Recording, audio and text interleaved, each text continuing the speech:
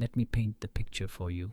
I've always been a laid-back person. I don't care much for drama, especially the petty kind. I've got a nice little house, a garden, a cat named Whiskers, who's more of a family member than a pet, and an old creaky house that's just cozy enough for me to call it home. I like peace, quiet, and the occasional bit of solitude, which is why I never understood what kind of person Karen was. Ah, Karen, you know the type. The one who thinks they run the neighborhood. The one who feels entitled to everything, especially when it's not hers. You've met one like her, haven't you? The person who makes everything about them. The one who thinks your business is their business. And that's exactly who Karen was. At first, she was just annoying. You know, like a mosquito buzzing around your ear at night that you can't quite swat. She lived a couple of houses down, and for some reason she just had it out for me and my garden. Mind you, my garden was far from extraordinary. Nothing impressive, just a few flowers, some hedges, and a decorative windmill I'd put up to add a little charm. But apparently that windmill bothered her, and Whiskers, my cat, really bothered her. Now, I'm a firm believer in minding your own business, but Karen, oh no. She had to make it her business when Whiskers started wandering into her yard. I didn't think much of it at first. Cats will be cats, right? They wander where they please. But Karen wasn't having it. Every day she'd stand by her window glaring at Whiskers like she'd stolen her car. She'd send me passive-aggressive texts about stray animals or leave notes on my door that said things like, "Please keep your animal off my property." I'd ignore it, thinking, "It's just a cat, lady, calm down." But then, one morning, things took a turn. I woke up to the sound of the wind howling outside. Typical fall weather, leaves flying everywhere, and that familiar chill in the air. I stretched, did my morning routine, and went out to check on Whiskers, expecting her to be curled up in her favorite spot by the window. But she wasn't there. At first, I figured she was outside, maybe enjoying the crisp autumn air. Whiskers had a habit of slipping through the cracks in the door when I wasn't paying attention. But after searching the house, calling her name over and over, I realized Whiskers was nowhere to be found. I checked the backyard, shook the treat bag, and even went down to the street to see if she was just hanging out with the neighbor's dog, who she absolutely loathed. Nothing, no sign of her. My stomach started to drop. I knew she couldn't have gone far, but my mind started racing. Had something happened to her? Did she get caught in the bushes? Or worse, trapped under the old porch steps? I spent the next hour calling out, shaking the treat bag, even offering her favorite tuna, but still nothing. And then, like a punch to the gut, it hit me. Karen. I bolted out the door and ran down to her house, not bothering to be polite or dignified. I was beyond that at this point. I pounded on her door, and when she finally opened it, there she stood, smiling, a little too smugly for someone who hadn't yet said a word. "What is it now?" Karen asked, clearly annoyed. She'd always had this condescending way of speaking to me like I was the inconvenience, not her. "Have you seen my cat?" I asked, not even bothering to sugarcoat it. I knew she had a hand in this. "Whiskers is gone, and I swear, if you've taken her—" "Oh, that cat," she interrupted, a slight sneer curling on her lips. "Yeah, she's in my house." I froze. "What? What do you mean, she's in your house?" Karen's smile only widened. "She was wandering around my garden last night, and I wasn't going to have that, so I brought her in. She's a sweet little thing, you know, almost too sweet. I thought she could use a new home." I was in shock. Whiskers wasn't just a cat to me. She was family. She had been with me for years, and I knew exactly what kind of cat she was. Whiskers wasn't going to just wander into Karen's house. She wouldn't even go near her unless she was cornered or locked in. "Give her back," I demanded, my voice shaking. "You have no right to just take my pet. She's not yours." Karen stood there, arms crossed, with an expression that said she wasn't going to budge. "She's mine now," she said, her voice dripping with smug satisfaction. "I've already decided. She's better off here anyway. You're probably not taking care of her properly. Maybe she wanted a better home. Maybe she wants to stay here with me." I could feel the rage bubbling up inside me.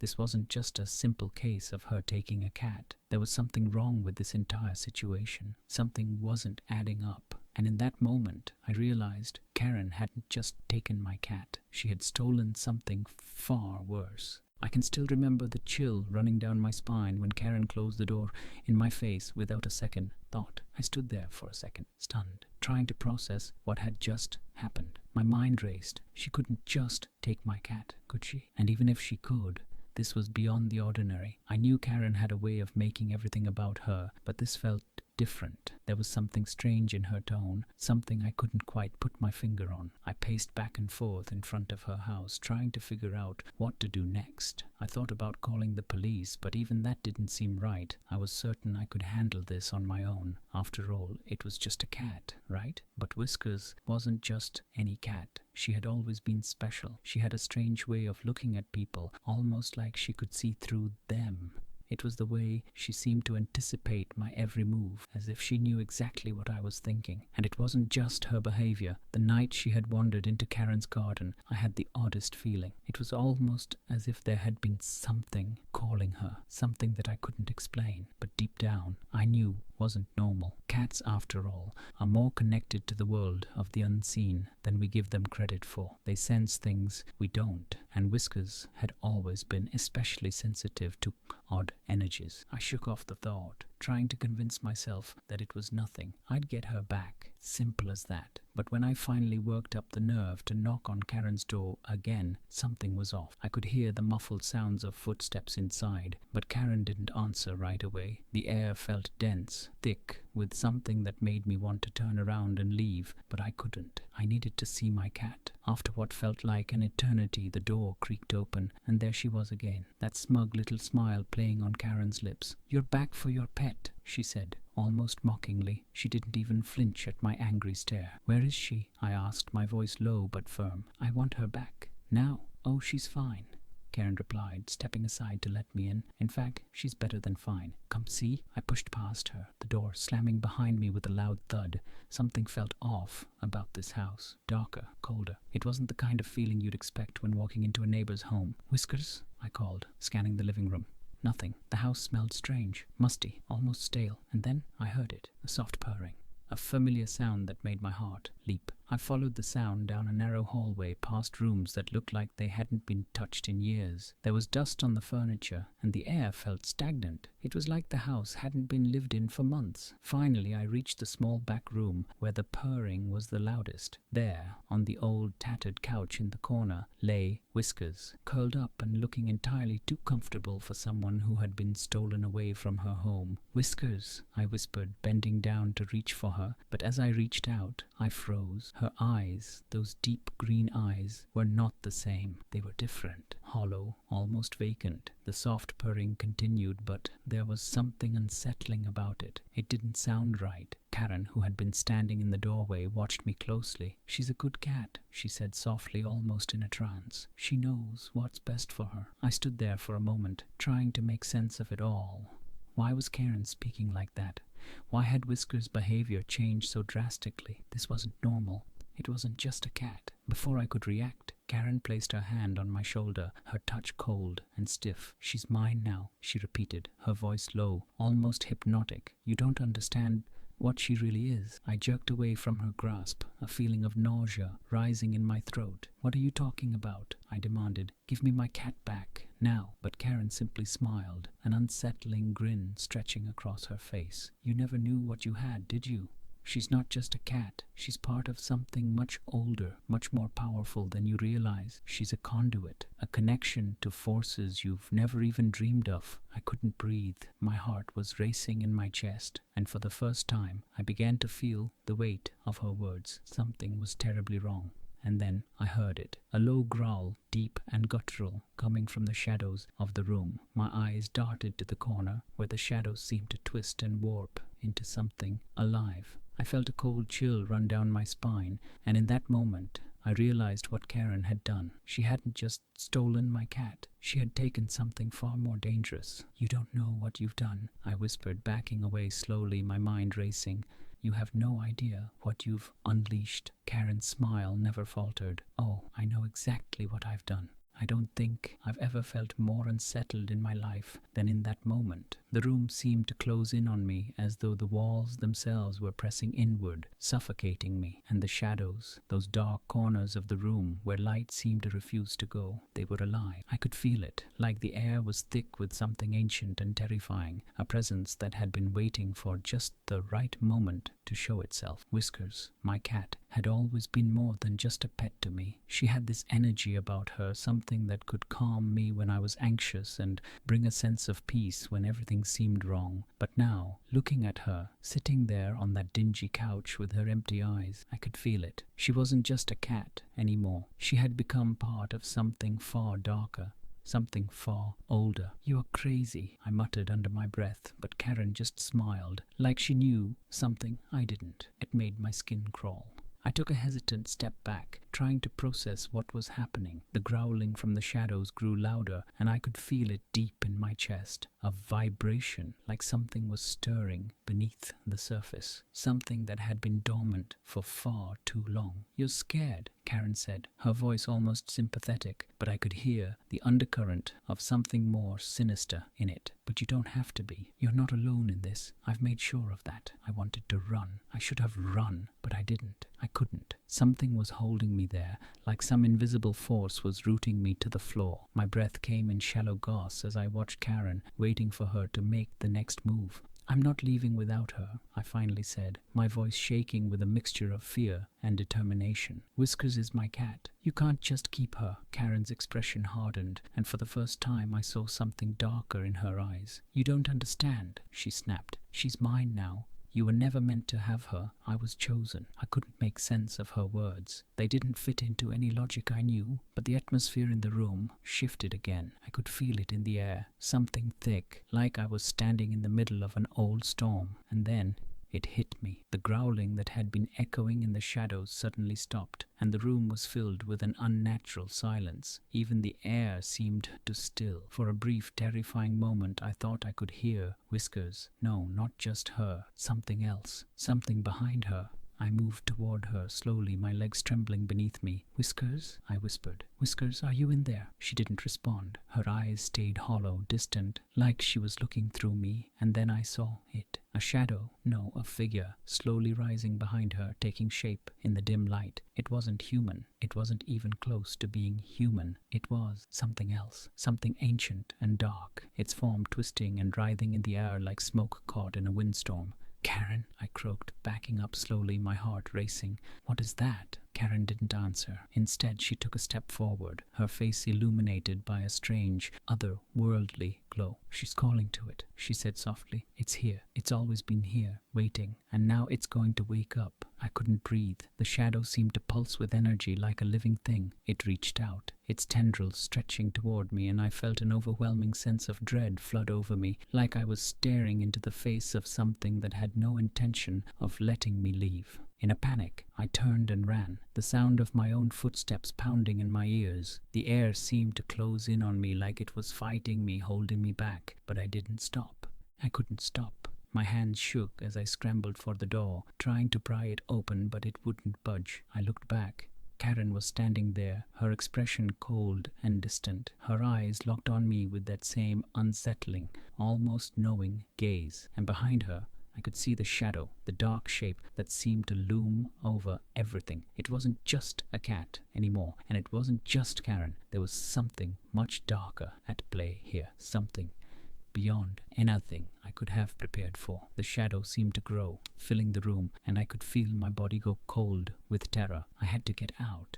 I had to get away from all of this. But the door wouldn't open. I turned back to Karen. "What did you do?" I screamed, panic rising in my throat. But Karen just smiled. "I told you," she said softly. "She's not just a cat." And then everything went black. When I opened my eyes again, I wasn't sure what to expect. I expected to be in the darkness of that room, surrounded by Karen's twisted house and the creature that had somehow come to life. But when my vision cleared, I realized something was horribly wrong. I wasn't where I had been before. I wasn't anywhere I recognized. The world around me was completely different. It was as though I had been transported somewhere else entirely, somewhere that felt ancient. The air was thick with a damp chill, and everything around me seemed overgrown with vines and strange twisted plants that I couldn't identify. It looked like a garden, but it wasn't any garden I had ever seen. It was alive in a way that was unsettling, as if the earth itself was breathing. I stumbled to my feet, my body aching as I tried to orient myself. My heart was pounding in my chest, and every instinct I had told me to run, to get out of there as quickly as possible, but I couldn't. Something kept me rooted to the spot, a heavy weight that pulled me deeper into the strange place. And then I saw her, Karen. She was standing there, perfectly still, at the far end of the overgrown garden. She looked different. Her expression was no longer smug or mocking.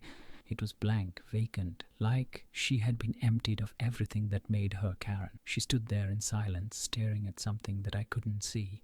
I took a hesitant step forward, my legs trembling beneath me. "Karen?" I called out, my voice hoarse. "What is this? What did you do?" She didn't answer. She didn't even move. It was as if she didn't hear me at all. I looked around, and that's when I saw it. In the distance, at the edge of the garden, there was something moving. A figure, twisted and monstrous, its body a grotesque mass of shadows and writhing tendrils. It was like the darkness itself had taken shape and was now coming toward me. My stomach lurched. I knew in that moment that this was no ordinary creature. It wasn't just a figment of my imagination. It was real, it was alive, and it was coming for me. I wanted to run, I wanted to scream, but the words wouldn't come. My body froze as though some invisible force was holding me in place. I could feel the air around me grow heavier, thicker, as if the very earth beneath my feet was shifting in response to the creature's presence. And then I heard it, a soft, familiar sound, a purr. I turned, my heart nearly stopping in my chest. There, standing in the shadows of the garden, was Whiskers, but she was different. Her fur was matted, her eyes gleaming with an unnatural light, and she was staring directly at me, unblinking. I took a step towards her, desperate to reach her, but the moment I moved, the creature at the edge of the garden let out a low, guttural growl. The ground beneath my feet rumbled, and I stumbled back, my breath coming in sharp gasps. Whiskers didn't move. She just stood there, watching me with those eerie eyes. It was as if she was no longer the cat I had known. She was something else now, something that belonged to this place, this cursed garden. I realized with a cold dread settling in my chest that I wasn't going to get out of here. Not unless I could somehow break whatever spell Karen had cast, whatever dark magic she had invoked.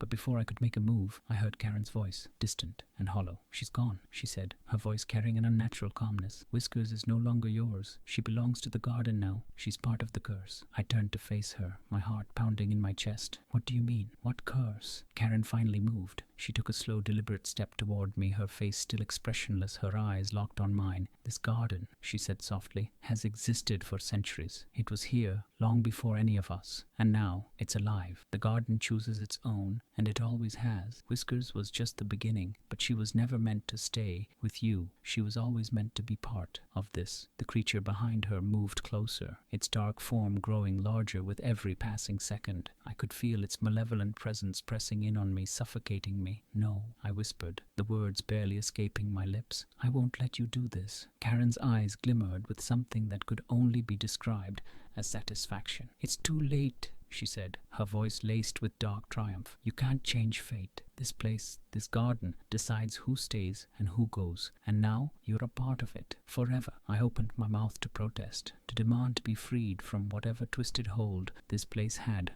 over me, but I couldn't speak. The words wouldn't come. In that moment I realized something else, something that chilled me to the bone. Karen hadn't just stolen my cat. She hadn't just trapped me in this nightmare. She had become part of it. She was one with the garden now, and so was I. And as the darkness closed in around me, I understood the truth. There was no escape from this place, no way to outrun the curse that Karen had unleashed. The garden had claimed me, just as it had claimed Whiskers, and in the end, it would claim us all, forever.